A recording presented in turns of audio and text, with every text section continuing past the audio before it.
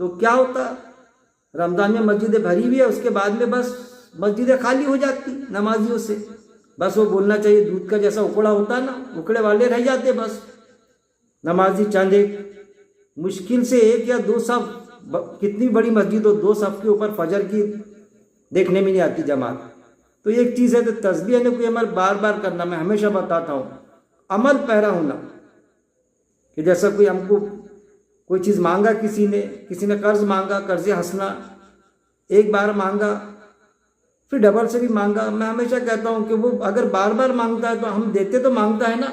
ہم نے اس کو بار بار دینا چاہیے۔ یہ نہیں کہنا کہ بھائی تو اپنے پڑوسی سے کیوں نہیں مانگتا، وہ فلانی شخص سے تو تیرے تعلقات ہے، ارے وہ دیتا نہیں تبھی تو تجھ سے مانگتا، وہ ہم سے کدالی پاوڑا مانگتا، سبل مانگتا، گھر کی کوئی چیز 1 بار دیے 2 بار دیے، تو بعد میں ہم جو بیزار ہو جاتے نا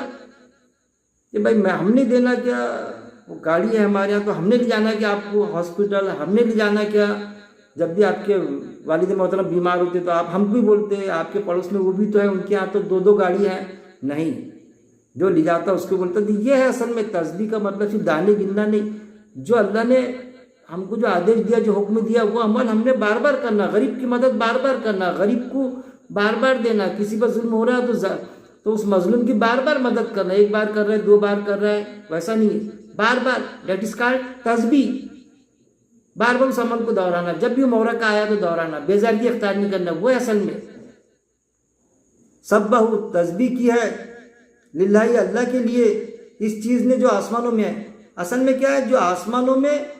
آسمانوں میں اور جو زمین میں ہے وہ بہت زبردست خوب حکمت والا ہے۔ اللہ کیا فرماتا ہے کہ جو بھی چیزیں جو آسمانوں میں ہیں،